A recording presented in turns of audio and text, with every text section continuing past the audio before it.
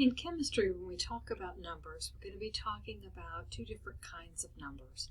Some numbers are exact numbers.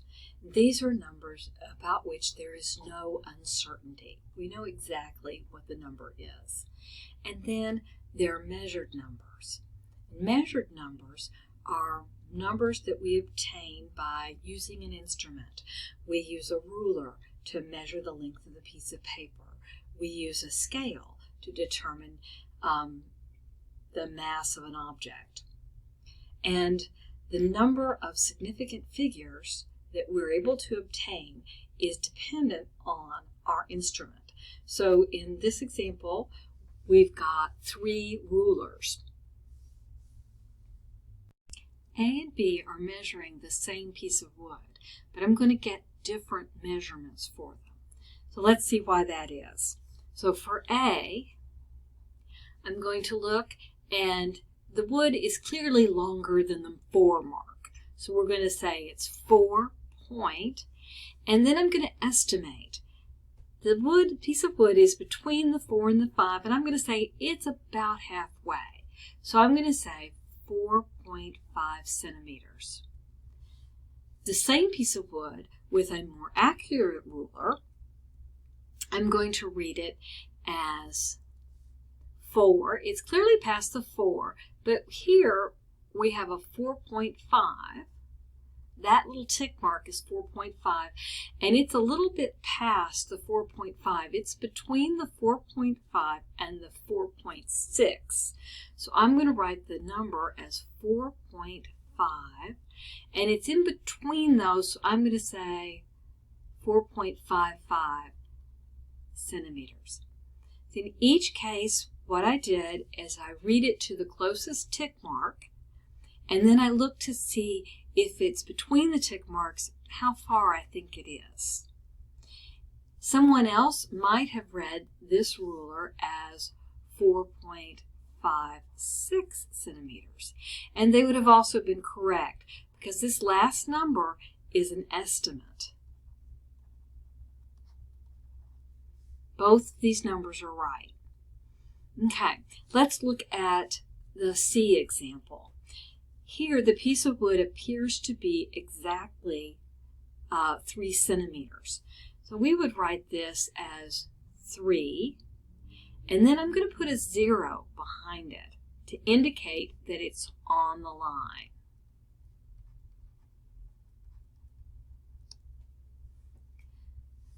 So you can see that when we measure the wood with the A ruler, we get just 2 digits. And when we measure it with the B ruler, we get 3 digits.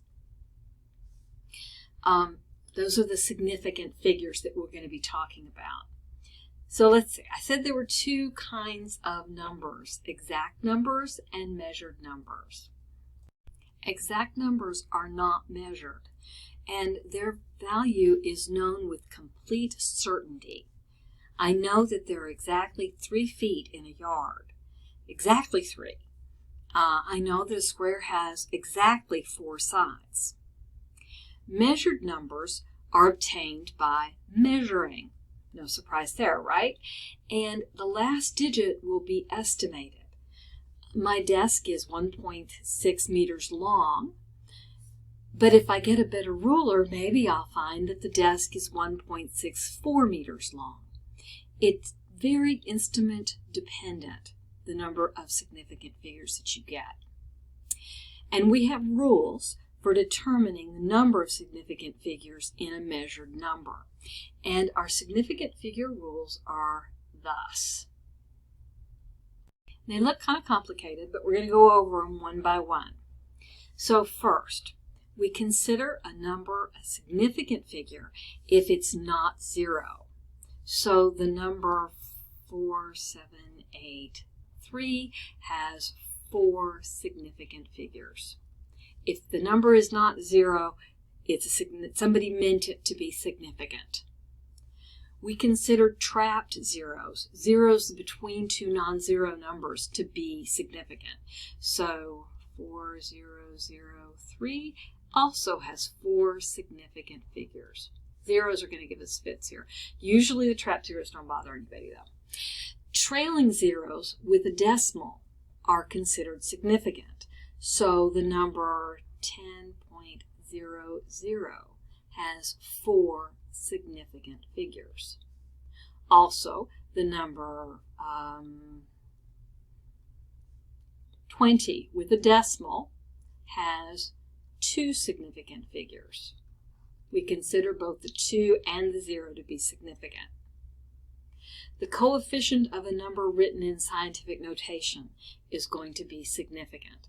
So 6.02 times 10 to the 23rd, we'll say has 3 significant figures. The 6 is significant, the 0, it's trapped, is significant, and the 2 is significant. Now there's sometimes that zeros are not significant. And they're not significant if they're at the beginning of a decimal number. So we have a number that has a decimal and we have a bunch of zeros in front of it, like this. These zeros are not significant. This number only has 2 significant figures. And the end of a number, if it doesn't have a decimal, we don't consider those zeros significant. So up here we had a 20 with a decimal and I said it had 2 significant figures. If I write the same number, no decimal this time, it only has 1 significant figure. Only the 2 is counted as being significant. So you might want to stop the video here and see what you would get for these 6 problems. We're trying to count the number of significant figures. Okay, so you got your answers. This first one has 4 significant figures. We count the 5, the 6, the 9, and the 7 because they're all non-zeros. This next one also has 4 significant figures. We clearly count the 4 and the 5 and the 6. That's not a problem. We also going to count this 0 because there's a decimal. The next one, however, only has 2 significant figures. I hope you got that one. These are all leading zeros, and they don't count. We never count the zeros that are in front. The only ones that are going to count are the 5 and the 8. The fourth one here has 4 significant figures. We're going to count all of these zeros because there is a decimal. They're trailing zeros with a decimal. Here we have 3 significant figures. And here we have 1 significant figure. These are trailing zeros, but there's no decimal, and so we don't want to count them. Let's round these figures off to 3 significant figures. So we're going to keep the 1, we're going to keep the 8, and we're going to keep the 5. We want to keep the decimal in the same place, so 1.85. We've now lopped off the 4. The 4 is less than 5, so we don't have to worry about it. Here we're going to keep 3 significant figures. We're going to keep the 4, the 7, and the 3. This time the 8 is greater than 5, so the 3 is going to become a 4. And we'll have 0.00474. Notice that I'm very careful that I keep everything in the same decimal place, in the same position. Okay. So here we've got a tricky one. Here we're going to round to 3 significant figures. So we keep the 2, the 3, and we want to keep the 9. So we get rid of the 8, and that's going to make the 9 10, and make that 4. So we'll have 2400. I have to keep it 2000. I don't want to make it a 200 or something by mistake. So make sure you keep your place value. Now that has 2 significant figures. If I write it with a decimal, I've got 4 significant figures. So I'm going to have to write this one as in scientific notation. We moved it 3 places over, so there we go. That's the only way to write that one in 3 significant figures. We've got one more. We're going to keep the 1, keep the 8, keep the 3. So it'll be 1.83 times 10 to the 5th. Okay, so let's look at using these scientific notations, significant figures in calculations. We've got 2 different rules. When multiplying and dividing numbers, the end result should have the same number of significant figures as the number with the least amount of significant figures. So you can't make a number that's more accurate than your least accurate measurement. Let's see how this works. If we take 337 and divide by 217, our calculator gives us this long number. But if we look, we have 3 significant figures on the numerator and 3 significant figures in the denominator. And so our answer can't have more than 3 significant figures. So our answer would be 1.55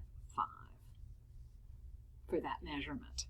These are all measurements. Addition and subtraction is done differently. When adding or subtracting numbers, the end result should have the same amount of decimal places as the number with the least amount of decimal places. So we spent all this time trying to figure out the number of significant figures. Here we don't care how many significant figures there are. So I put this in my calculator, I got 15.8. But if you look at the numbers we're adding, this one ends, the 13 ends in the ones place, and the 2.8 ends in the tenths place. Well, we can't have a number in our answer that's more accurate than what went into our answer.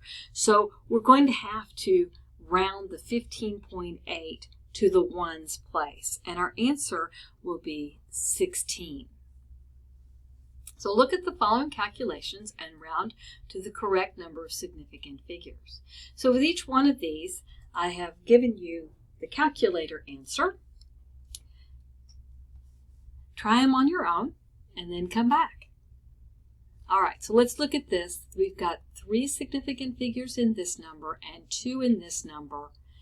So we can only have 2 in our answer. So this will have to be 330. This is an addition problem. Here we have the tenths place. Here we have the tenths, hundredths, thousandths place. We can only have an answer that goes to the tenths place. So we can only go to that number there. So we're going to have to lop it off there. We'll have 11.3. We'll have to go up 1. And here we've got multiplication. We have a 3-digit significant figure and a 3 significant figure here. And so we'll need to have a 3 here. And we'll end up with 0.140. Lock it here. No, that becomes a 9. Sorry. 0.139. And here we have 4 significant figures here, only 2 in the denominator, so our answer can't have any more than 2. The answer will be 0.23. Okay, and that finishes up this section, and I'll see you doing conversions next.